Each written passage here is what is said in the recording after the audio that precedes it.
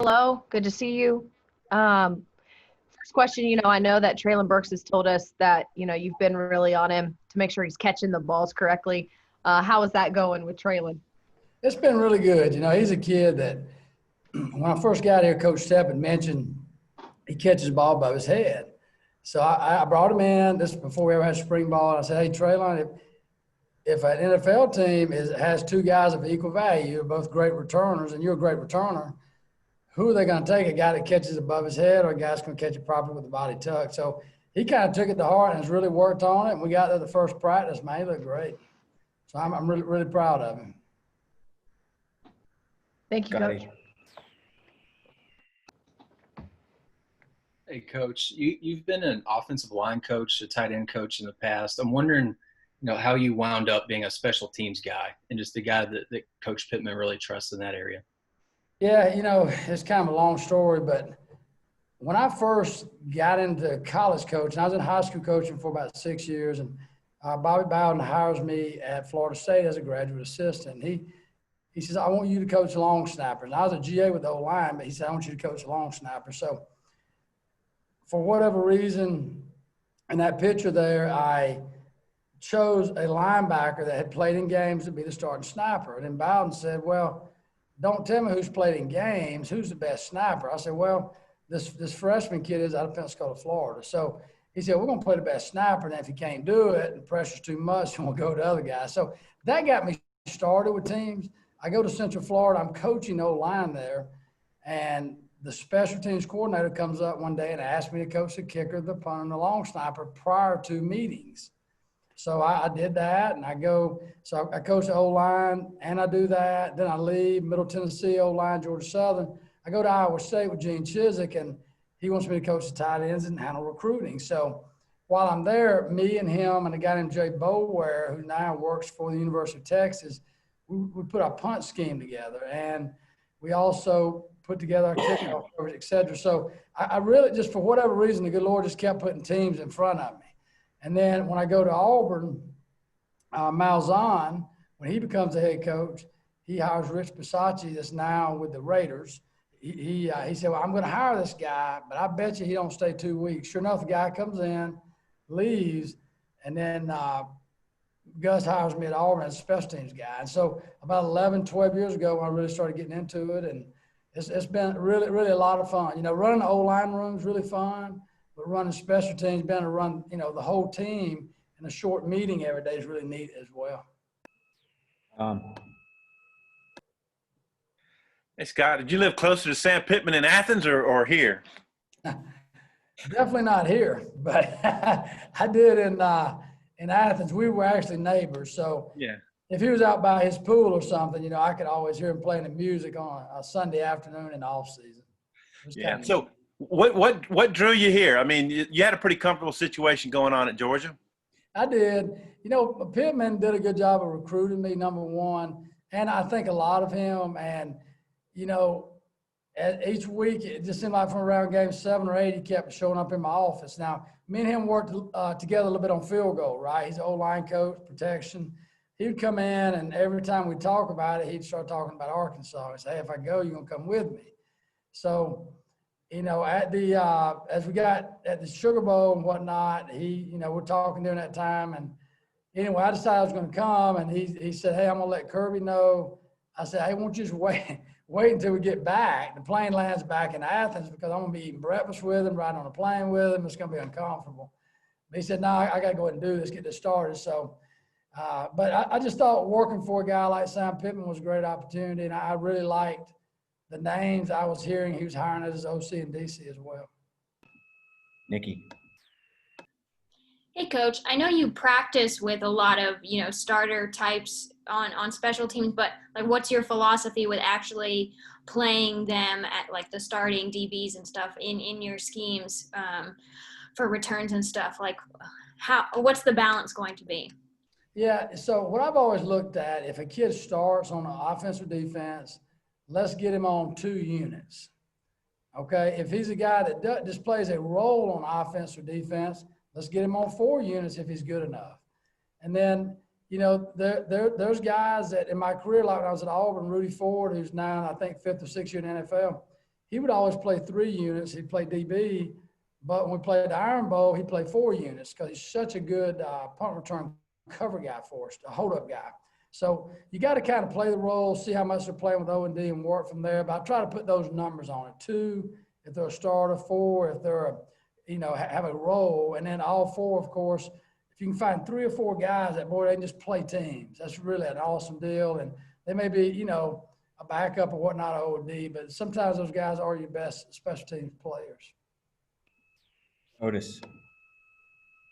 Yeah, Coach. Hey, can you talk about A.J. Reed, how consistent, about his consistency, just, from the start of preseason practice from now, how consistent has he been? Yeah, A.J.'s done a good job. He's kind of come in this summer, and it's really odd, with the practices, we're going to practice, we're not, et cetera. But he's done a good job. He had 1 week in there, he had a little bit of a lull. But for the most part, he's been a consistent guy. And, he's a guy that at Duke as a freshman had kind of an up and down year.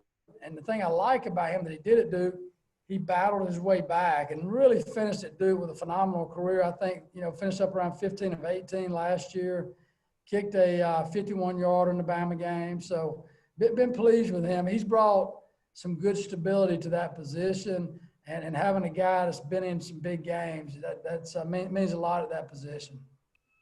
Nate.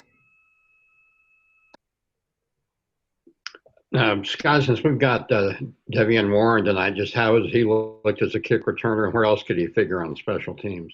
Yeah, the Devion's a kid I really like. He's a really smart kid. He picks up quick, and he's a guy that, as we move forward, I'm going to have to see how big the role is on the offense, but he's certainly a guy that is going to help us in the return game. He's also a guy I think can play some other spots for us, possibly on the punt team, possibly use him on the a kickoff coverage unit. Now, but again, he's a really good return guy, but he can do a lot of other things too. Been really pleased with him. Hutch. Yeah, Coach, I was wondering, George Caratan, he's from California, I think played high school ball in Connecticut and then Michigan. How were you aware of him? What kind of led him to Arkansas? Well, he's certainly traveled, well-traveled, and he's a guy that, out of high school, not sure what the situation was, but went to a prep school, I think Connecticut. Then he goes to Michigan. And so we kind of get in the market. I'm looking, hey, what do we need to do here? So I really kind of look for either a grad transfer or a transfer. And so I kind of see what's on the market. I talk to the people I know that know about these guys. And so then once I kind of start looking at George, then I call and visit with a guy in Michigan. I call and visit with the coach at the prep school. I call and visit with the high school coach, and just try to do my due diligence best I can. But I think George is a guy that's coming in, he's competing, and, doing what we want him to do there. And it's been a real good pickup for us, and we're really pleased to have him in our program. Trey, Biddy. Yeah, Coach, I was curious about AJ. I don't know if he's going to be your kickoff guy or not, but I was wondering what kind of leg he has. And I know that you, with Rodrigo at Georgia, you only kicked him 3 days a week, Tuesday, Thursday, Saturday, I think. You plan on implementing that here, and you think that'll make a difference? Because he's been good on field goal clip, but he hadn't put a whole lot in the end zone at Duke, at least. Right, yeah.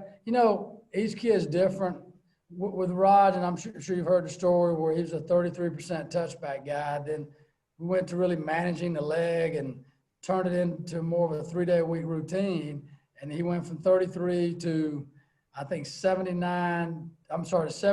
to 91 to 89%. And so we are certainly managing the kickers and the punters in practice every day, as well as long snappers. And I think our goal is when we get to the game on Saturday, we're fresh and they can play their best game. Now, will that equal great kicks, touchbacks, et cetera? I don't know. We'll see as we move forward. Bob. Hey, Scott, how you doing? With your background at Georgia and Sam's background, how much do you think that helps you guys getting ready to play Georgia in the opener? We certainly know the personnel. I have a great feel for the personnel. I work with all these guys on special teams, but that part helps, and it can also worry, because they're a really loaded football team, got a lot of guys back. But it certainly helps. I think Sam being the O-line coach there, going against the defense every day, that certainly brings value as well. But for me, it's tough in the respect that they've hired a new special teams coordinator that's never done teams. And so, what he brings, where he's going to pull from, I guess would be the areas he's been, Alabama and I guess LSU, kind of with a lot of the same staff. But so that part for me is different, but I think personnel-wise, I'll be very familiar with them. Scheme-wise would be more different for me than like Coach Briles with the offense, because Kirby's back, right? So they're going to run the same type defensive schemes. John Neighbors. Hey, Coach, I kind of have a two-part question for you. First off, a lot of different teams in college football like to do more of a by committee type thing when it comes to their special teams. What would you say was some of the benefits of doing it that way by having an actual special teams coach dedicated to that? And also, where can somebody get that sweet hat? Because I have never seen one like that before. Well, the hat, I think Kyle gave it to me right before I walked in here. So I'm just kidding. You'd have to ask him. You got a pretty sweet hat on yourself. But thank you. I've worked for schools that split it up. And what you find out is the linebacker coach cares about coaching the KOC, but linebackers are a lot more important. And like I was at Florida State back, we did that there. And the guy that was in charge of the kicker, punter, long snapper, coached the running backs, and he just had, hey, y'all go to the stadium, y'all do your thing and come back. So you flip that over and you go, hey, we're going to hire a guy that does teams. Then he's all about, hey, we're going to be good on teams. I get to coach the specialists in the special teams meeting, but I also get to leave and go to a specialist meeting and coach them on kicking, punting, and long snapping, those techniques. I'm not worried about the tight ends. When I was at Auburn, I did special teams and tight ends, but I was over all the teams. Where at Georgia, he gave me an opportunity to just do teams. So I think you can really help your organization buy in. You can hold your coaches that help you on teams, and because just like O&D, I've got coaches that come in and help me on the practice field. You can hold them more accountable as well to make sure they're doing a good job. But I hopefully it'll pay big dividends for us here. Alyssa. Hey, Coach, is Josh Oglesby a guy you've gotten working on kickoff or punt return just because of his speed and his track background? Yes, having him come over from track's been really good. A kid that has great speed. I'm glad to have him as a part of the organization. And, I've always been a guy that believes in recruiting speed. And he was on our campus, and the better to get him out here has been a great value. And he's a kid that we're certainly working as a kick return, punt return as well. Hey, Biddy. Yeah, Coach, you don't see many 6'3", 230-pound punt returners like Treylon Burks is. He's pretty unique. Like you said, catches the ball over his head. I was wondering, he didn't drop any last year, but what are some of the disadvantages? Just like taking a hit and then being more likely to fumble, or the disadvantage? Yeah, I think anytime you catch the ball above your head, or if you're running down the field with the ball over your head, it's certainly got a better chance of getting knocked out.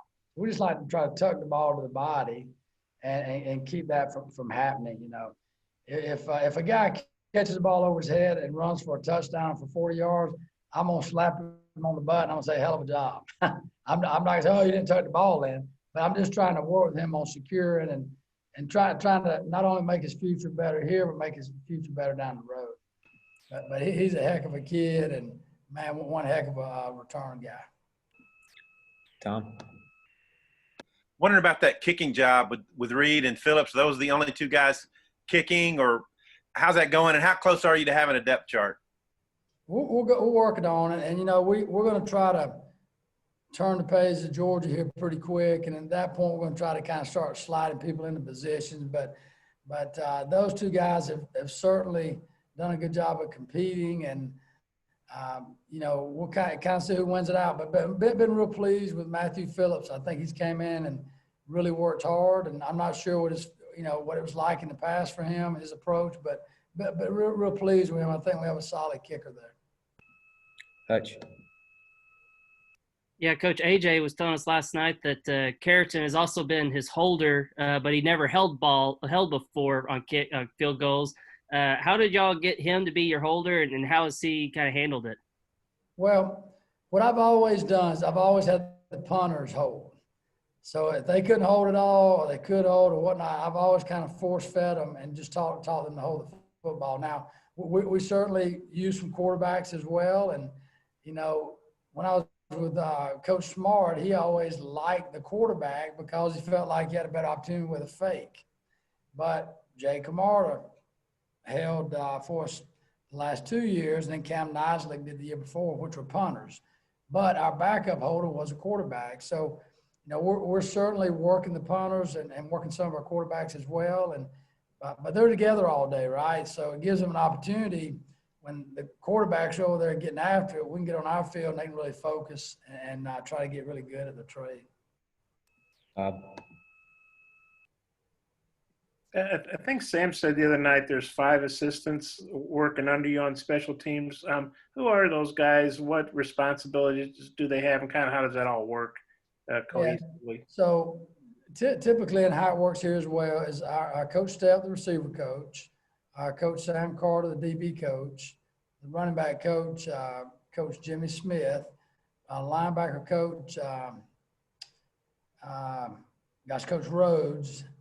And then I'm trying to think of the other guy here. We've got Coach Cooper, the tight end coach. So their role is essentially every day we're going to have a staff meeting just like the O&D does. Now, they're going to spend more time together, but we typically get a 20, 30-minute meeting every day to get organized for practice. And they have specific assignments they coach. So for an example, on punt, I may have a guy that coaches a gunner, another guy that coaches a gunner, and then a guy that may coach this side, that side. And then, so I'm just splitting up duties.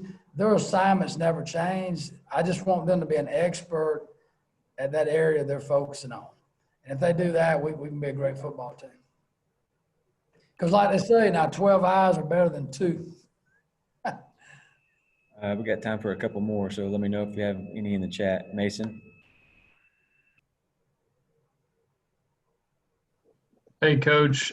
Georgia ranked, I think at Georgia last year, you guys were 4th in the SEC in punting. Arkansas was dead last. And Coach Pittman said the other day that Caratan kicked a 52-yarder in scrimmage. I was just wondering where you think Arkansas will be in the SEC when it comes to punting this year. Yeah, I mean, it's really just how the season unfolds. You know, we at Georgia, we spent a lot of time on coverage, and we're doing the same thing here.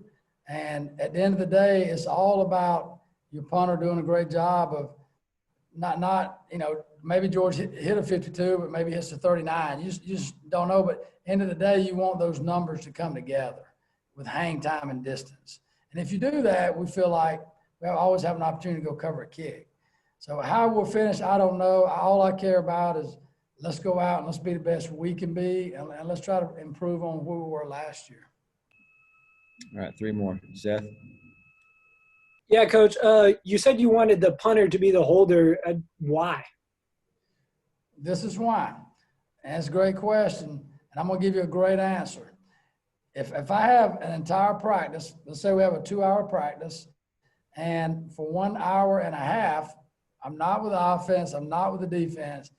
Those guys can get over there for an hour and a half every day if we need it and just work on kicking and holding. So I would rather have a guy that gets comfortable because he's with him all the time as opposed to working with a guy right after practice, you know, when he's exhausted and you try to get 4 holds out of him. So that's always been my approach. And that's really what they do in the NFL as well. So I try to kind of model that after them, you know, starting around 10, 11 years ago. Nikki?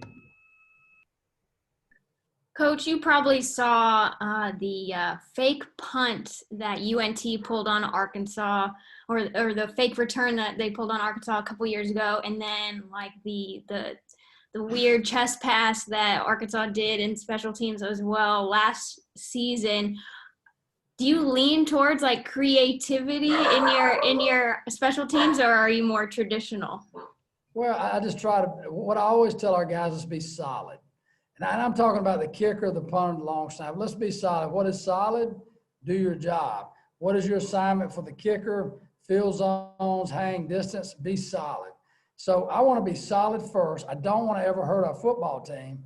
And then if we're going to do a trick play or, get a big return, that brings great value to your team because we're always talking about momentum plays. So if we can return a punt for 20 yards, we've just stole 2 first downs. If we can get a kick return out to the 40, we've just given our offense great momentum. If we can get a punt and pin them inside the 10-yard line. Now, trick plays or people run trick plays against you, all you can do is practice and prepare. And hopefully on the run, your kids can think and react to different tricks that are out there. But I've seen both of those, and they're tough. The fakes can go great, or everybody can say you're the worst coach in the world. Last one, Bob. Scott, Jordan Silver, pretty good deep snapper as far as I know. How's he been? How'd you feel about inheriting him? What kind of job is he doing? Yeah, I've been real pleased with Jordan. He's a kid that when I first got here, I was really pleased with his leadership ability. He's one of the guys in my room, that was coming back, that had played some. So I was really drawn to his leadership. He tried to lead the group. But we've tried to work on his weaknesses, and those weaknesses are, we really want to get him to be a better cover guy. So we've spent a lot of time on that, and he's still doing a great job with our snapping and been very pleased with that. But, he's been a real kind of like, bringing in AJ. He's a guy that's been in some games. We have Jordan that's been in some games here. So you got 2 guys that's been there and done that, and they're all battling for positions, and nobody's giving anything. They got to earn it, but been real pleased with him. All right. Thanks, Coach Fountain. Thank y'all.